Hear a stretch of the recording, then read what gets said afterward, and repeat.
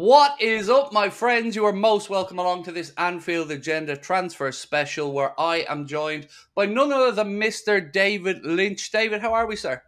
Yeah, good. It's been a busy day, but that was anticipated because it's been kind of ramping up. So, and it's good because transfer news is breaking. There's stuff to talk about. So, always happy about that. Yeah, it's been a bit of a famine so far over the summer, David, to be fair. And like buses, these things tend to come along all at once. So we will get straight into it. And of course, we do know that it is Martin Zubimendi. Paul Joyce gave the Joyce bomb, as we refer to it within the industry, earlier on to say that Liverpool have decided that Martin Zubimendi is the guy at number 6. But I guess the first question, David, is how difficult is it going to be to convince him to leave Spain?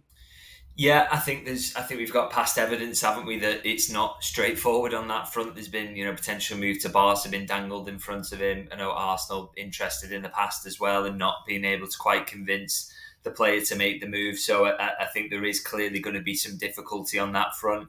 One thing I would say is I think Liverpool haven't had it completely shut down yet. That's obvious. I think it wouldn't have got to this point where they're trying to make a firm move for him without any sort of indication that it's a possibility at least.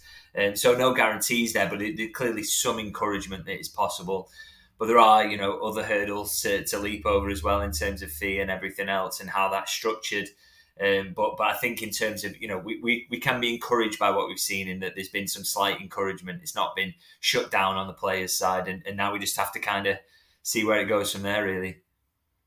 Yeah, we're all immediately thinking about the Caicedo situation last summer where, we had the bid accepted, then the player stuck with his original choice, which was to go to Chelsea. But I do believe what you've said, there has to be some sense to they would have had to have gotten some kind of positive vibes from Martin Zubimendi, or that they wouldn't have put it this far along. Now, we know the release clause sits at roughly 60 million euro. Do you think Liverpool are going to have to pay that in one lump sum, or will we look to try and get a payment structure in place? Yeah, just to go back to your point actually on Caicedo, because I think it's an interesting one. I think one of the differences this time around is kind of Liverpool definitely got a more sane structure in terms of sporting director and recruitment that's been put in place this summer. I think it was a little bit kind of all over the place really over the last couple of summers because of the changes that they were constantly making, and they had a sporting director in place who was clearly temporary.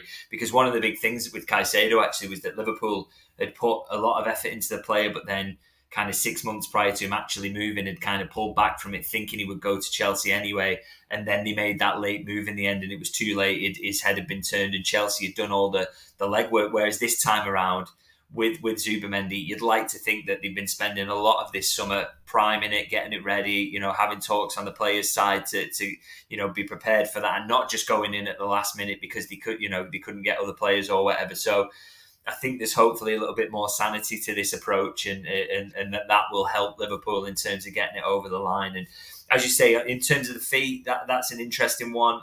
I find it hard to imagine that Real Sociedad are going to want to fold on just wanting the fee in one lump sum. They've got no incentive to do that really. They would surely rather prefer the money coming at once. And I think it's an interesting one really. I don't think that's going to be a major sticking point for Liverpool in terms of any negotiations, because we've seen it with Dominic Szoboszlai, haven't we, that if they have to pay the lump sum up front, they will do it. Obviously, there are ways you can structure that yourself anyway in terms of getting external financing so that you don't actually have to push that whole amount of money out of your accounts in one go. So there are ways around that. So I can't imagine that's going to be an absolutely huge sticking point, but it is something to consider. And if they are trying to negotiate with Real Sociedad and trying to make the payment terms a little bit more agreeable, then they do leave themselves open to other clubs coming in. Now, we know that Manchester United have held an interest in the past in Zubimendi and are looking for midfielders this summer. So, Liverpool, if they are making a decision around that and they are negotiating, they probably don't want to hang around too long because they're leaving themselves exposed. So they've got to really be careful about that. But I think, payment structure is going to be sort of one of the interesting points around this in terms of how they work that out. I agree with you. I think they will move quickly. I think 60 million euro, 51 million pound. It isn't the most staggering amount of money that they'll ever have to pay for a player. So as you said, there are external payment options as well. Liverpool could kick the can down the road a little bit there by, I guess, just taking in an external loan. And what is it about Martin Zubimendi, do you think, that made Arne Slot, Richard Hughes, Michael Edwards feel that he has what it takes to be the number 6 that we've been searching for now for probably 2 to 3 years. Well, I think his CV is really impressive on a surface level, isn't it? Obviously, a Spain international. He's won the Olympic silver medal as well at under-23 level with Spain. Nearly 200 appearances for Real Sociedad in a top league in European competition as well. He's a really, he's just got that kind of CV that Liverpool look for. He doesn't necessarily have to have a huge history of winning trophies, which, by the way, he has won a Copa del Rey, he has won the Euros, he has won an Olympic silver medal, so he does have that. But he doesn't necessarily have to be coming from a side that's won the Champions League constantly or anything like that. You look at Liverpool's best signings under Michael Edwards, and they were coming from kind of these mid-level clubs like a Real Sociedad, like a Roma with Mo Salah, Firmino at Hoffenheim, those sorts of clubs. And they were this similar age bracket as well. I mean, he's 25 years old. He's just on the cusp of sort of, you would think his peak years are going to be 26, 27, 28, 29. That is kind of, it really does fit into that kind of profile of signing that Liverpool have had such success with. So, I've no doubts that they think that this is another signing who can come in and make that step to absolutely world class. And also, I think one of the other things to talk about with him profile wise as well is what he is as a footballer, which is, I've spoken in the past that I kind of felt, and I don't know if I mentioned this in the live show actually the other day, in terms of I think maybe Liverpool are looking for more of a footballer than a destroyer than we first thought. That was very much kind of what they were looking for in a Jurgen Klopp system, was someone to be an out and out number 6, and they had to break up play in that and really cover that huge space either side as a lone 6.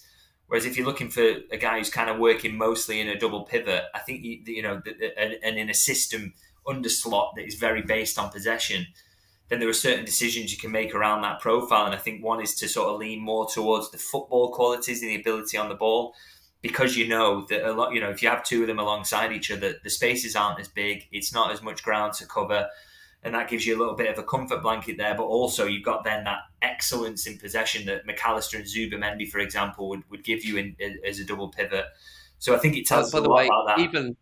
Even hearing you saying McAllister and Zubimendi in a double pivot has me excited, David. But exactly, I think it's just two great footballers who are good on both sides of the ball, working together. Really, really sort of should give Liverpool such control in the centre of the park, which I think, again, it's not something particularly the last season under Jurgen Klopp. Control was the thing we were talking about all season that they needed and didn't quite have. And that is clearly something that's going to be a real hallmark of Liverpool under Slot. So I think that's an interesting one in terms of the profile and the route they're going down there, and it's going to be a different type of football that we see this season, and I think Zubimendi will very much fit that. We've done okay with Sociedad in the past, a certain midfielder that we brought in, the Rafa Benitez era, did quite well for us. We've seen in the past, David, stories like Fabinho, Szoboszlai, Caicedo, that we tend to move quickly when these stories start to come out. Would you expect an offer to go in or some movement on this in the next day or two? Yeah, I would expect to move quickly. As I said, mostly because I just think Liverpool won't want the competition there. I mean, there's a kind of belief generally when these stories come out that people think, oh, well, Liverpool wouldn't have let it out there if X, Y, and Z weren't lined up. But one thing I can say, my personal understanding of being involved in this story is that it's definitely not the case that Liverpool kind of wanted this out there. So I wouldn't get too ahead of ourselves in thinking it's advanced. But I do agree. I think they will have to move quickly and will move quickly because there'll be fear of that competition, and also in terms of convincing the player and getting that all sealed. It's how they're not going to have to give him too long in terms of making that decision of whether Liverpool's the right club for him to leave his boyhood club for. So I do expect it to move quickly, and also worth mentioning, there's only 3 weeks of the window left, so they really better get a move on anyway. So I do think this one's going to move quickly, and hopefully we'll have solid movement on this in the next couple of days. So we do know that Richard Hughes has an existing relationship with Iñaki Ibanez, Zubimendi's agent, after bringing Iriola to Bournemouth previously. Could this give Liverpool any type of advantage in your mind in these negotiations, or at least maybe a better indication that the player's at least open to the move? Well, this is it again. This is surely why we know that it's got to this point at least that Liverpool are exploring this move.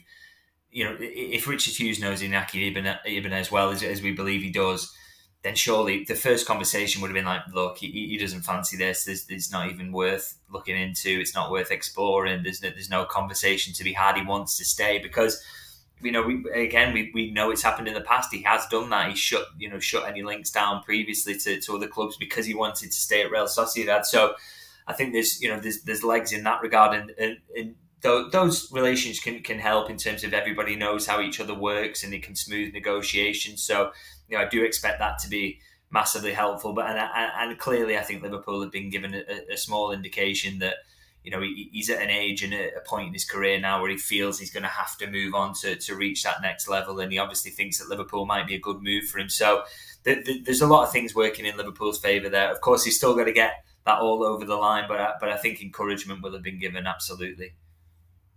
I think somewhere Todd Bowley must be having an abacus out now trying to figure out if there's a way that he can squeeze him in. Just totally off topic. I've seen a list of Chelsea squad yesterday. I don't know if you've seen this one going around. Yeah. 7 goalkeepers, 7. Oh my goodness.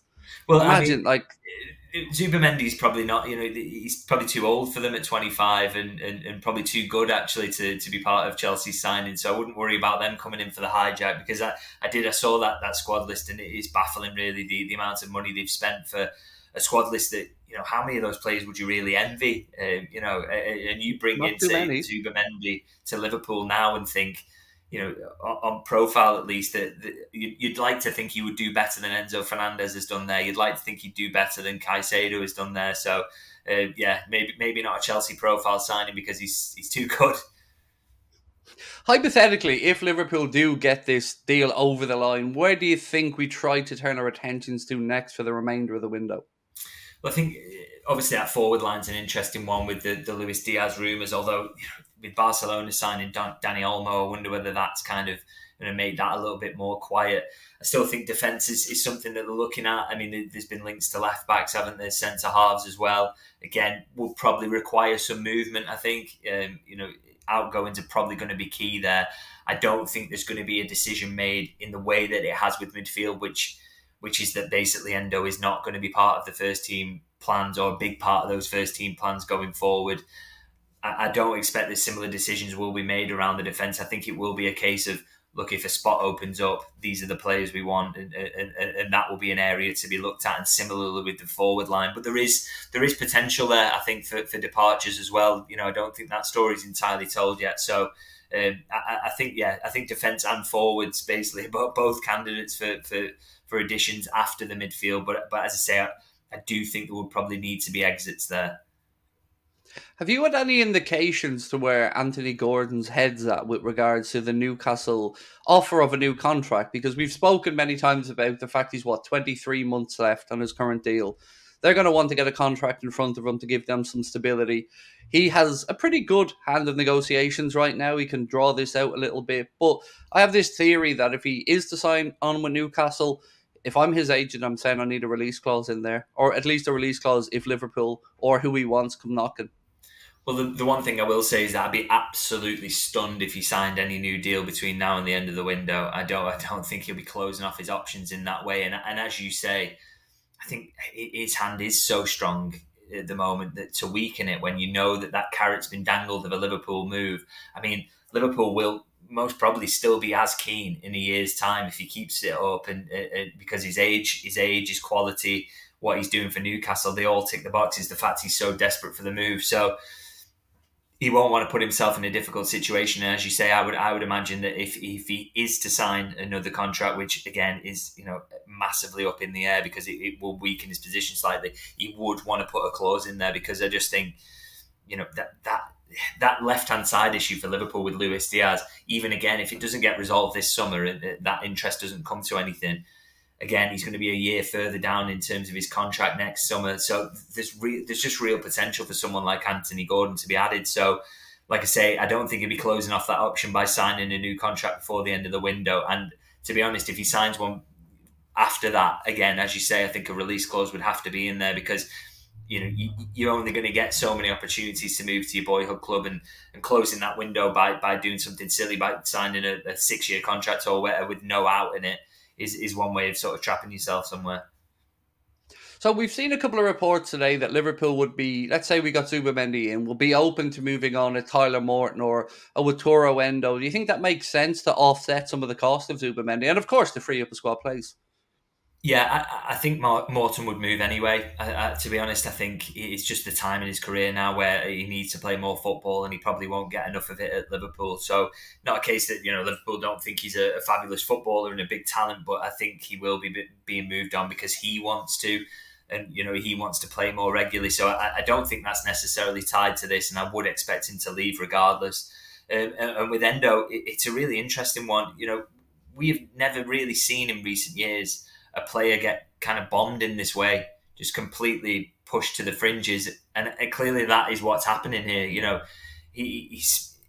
I know my personal understanding is that Endo, he's kind of been told in no uncertain terms he's not a big part of the manager's plans going forward. He's not really being blown away by what he's seen in pre-season and doesn't think it's a good fit for what he needs.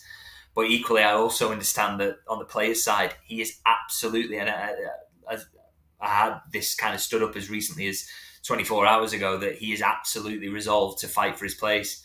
So obviously that gives Liverpool a little bit of an issue in terms of outgoings there. It's going to be a little bit bloated in that midfield if Endo doesn't accept to move away.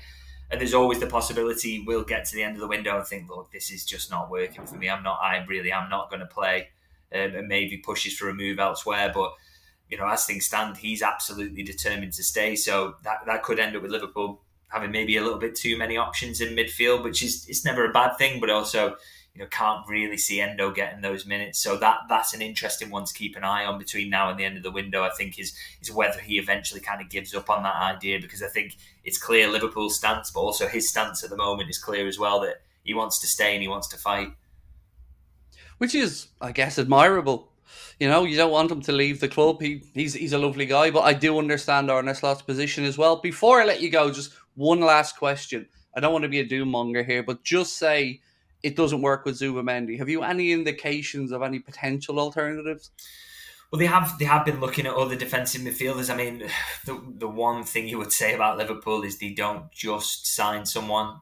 In terms of, it's not going to be the case that I think if Zubimendi falls through, we could just need to get someone in to sort this. They're very, very adamant, aren't they, always? That it's got to be the right player and it's got to be someone that fits the profile and ticks a lot of boxes in terms of the scouting. So, I don't think you could guarantee that they would sign someone if this one fell through. But I'm sure there are other players out there that have the profile similarly in terms of being controllers. But whether it's going to be someone of this level of class and ability, it's tough to say whether there's going to be someone out there who fits it as nicely. I think Liverpool won't be thinking about that at the moment. They'll be thinking about trying to put all their efforts into getting this deal over the line. And as I say, sort of crucial 48 hours really coming up in terms of whether they can do that or not. And we'll have to sort of hang on and see. David, it's been a pleasure having you on again. We'll make sure to include your Substack link, your YouTube channel link below. I'm sure we'll be talking very soon. Thank you so much. Ladies and gentlemen, don't forget to let us know your thoughts on this video. Drop a like and don't forget to subscribe. Thank you so much to Mr. David Lynch for coming on. Thank you to you guys for watching. We'll talk soon.